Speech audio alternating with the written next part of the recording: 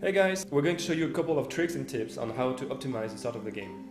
Before jumping into the heat of the action, there are a couple of options in the Galaxy menu that could change your usual gameplay experience.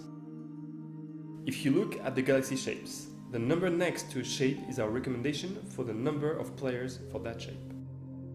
Age is also something interesting, as a young galaxy will have a predominance of systems with friendly and productive planets like oceans and terrains, while an old one will most likely have systems with barrens and gas giants.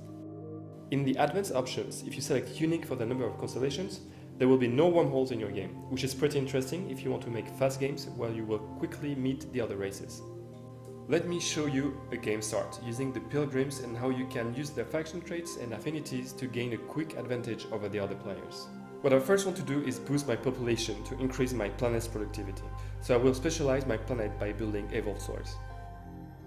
I will also start producing a fleet errant because the first system is not that great. I will want to colonize more productive systems as soon as possible. Fleet errant is very powerful. You can transport all your current buildings and planetary population to different colonizable planets. You can do it as often as your resources enable you to. Multiplying this is a very effective strategy when you start a new game.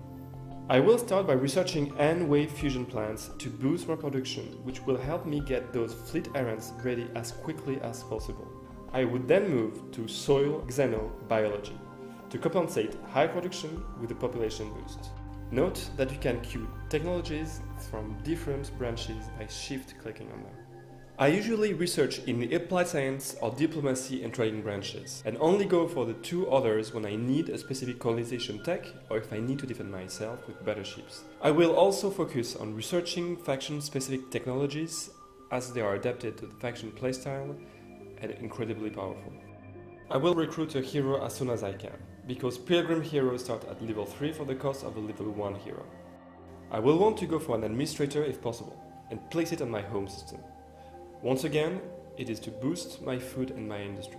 Don't hesitate to go for a second hero as soon as you have enough dust. Okay, so as soon as I have my first hero, I will move my tax rate to obtain happy approval on all my systems. You can see what that does to my productivity. Once my first fleet errant is ready, I'll send it to the closest interesting system. Don't be scared by jumping some turns, especially if you have a nice strategy set up. You can also use the Execute Ship Moves button if you want to have a better idea of where your ships will land at the end of the turn. At the beginning of the game, I would mainly focus on preventing other factions from getting information about the systems around me, meaning that I would attack any scout or colonizer roaming around my frontiers. Cold War doesn't mean war, and I can use that to my advantage. I just discovered Titanium 70. Now I will want to colonize those planets, because if I get a monopoly, meaning 4 of the same resource, I get an additional bonus. They also allow me to build missiles that can be decisive in case I have a fight against an enemy. If I had to defend myself, I would first create a new ship design, a sort of advanced defender with graded kinetics and repair armor modules. Don't forget, by the way, that you can scroll down the module menu. And if I have Titanium 70, I would of course add missile for maximum damage. Before starting a fight, don't forget to study your battle actions.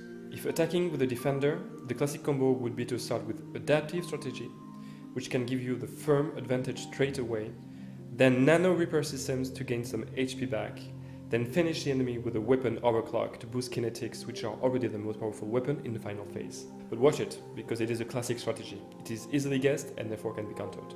In less than 20 turns, I already have 3 solid systems with productive planets, 2 high-level heroes, and a solid enough ship design to counter strong enemies. Okay, this is my way to play the Pilgrims, but I am sure I will read 10 better strategies before tomorrow on our forums. It is now up to you to find one of the endless ways to conquer the universe.